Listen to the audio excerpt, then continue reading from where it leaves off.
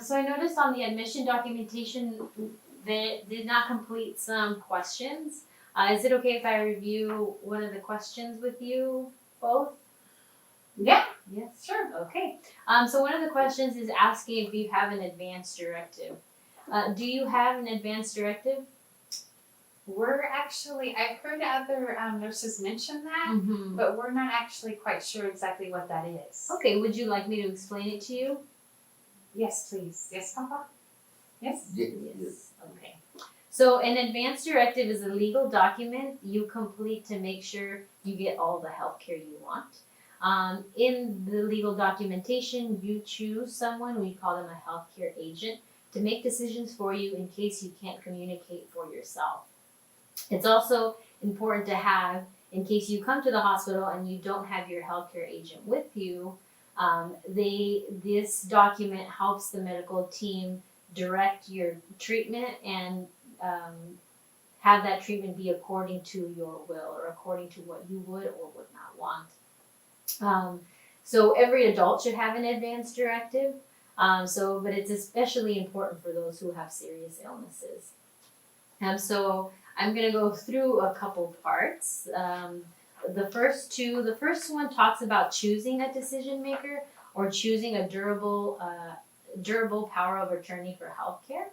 So if you're unable to make decisions for yourself, your healthcare agent will be able to decide which medical treatments and procedures you do or do not receive, including artificial life support. That agent will choose what healthcare providers and facilities are involved.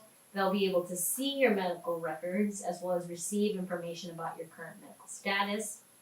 They'll be able to work with healthcare insurance companies and other healthcare programs on your behalf, as well as direct the disposition of your remains after you were to pass.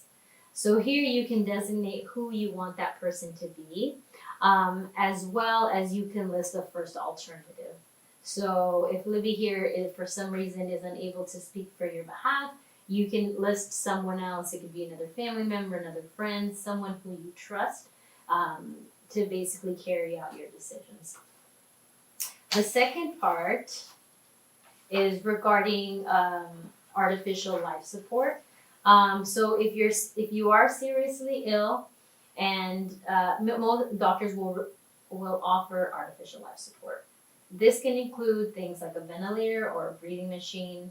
It can include artificial nutrition, which involves a feeding tube, but it can also involve other medications or machines that will keep you alive past the point of which you would have died naturally.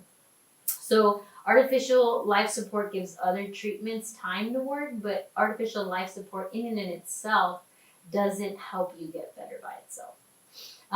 So here you can designate to what extent you would want. So for example, the options include if you're so sick and you need artificial life support, one option would be to keep you alive as long as possible, even if you have little chance of recovering for yourself. So knowing they're going to continue doing that.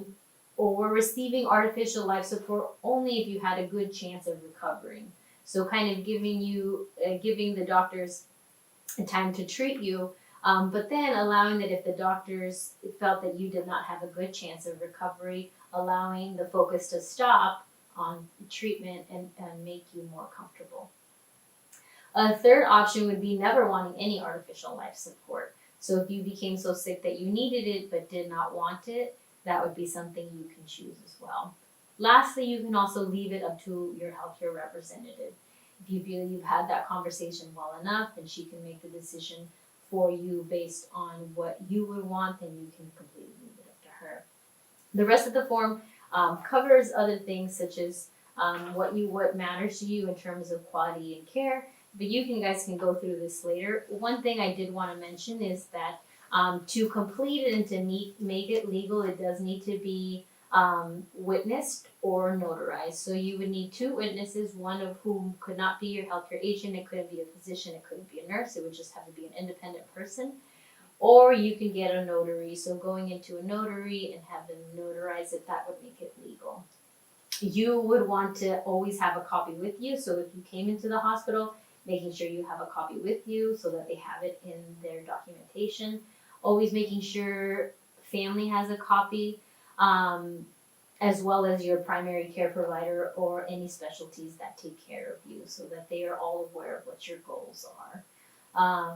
And most importantly as well, always having that conversation. It doesn't mean because you've said this here and legalized it that you can't change your mind. You can always do a new documentation, and the last one dated always supersedes previous ones. So I will leave this here with you. You guys can have time to look over it. There's not necessarily a deadline. Of course, we just advise you guys have time to actually discuss it and fill out that form. Okay. All right, and then let me know if you guys have any questions. Okay. Okay. So right now we're good. Okay, we'll discuss this. Okay. Okay. Thank you. Thank you.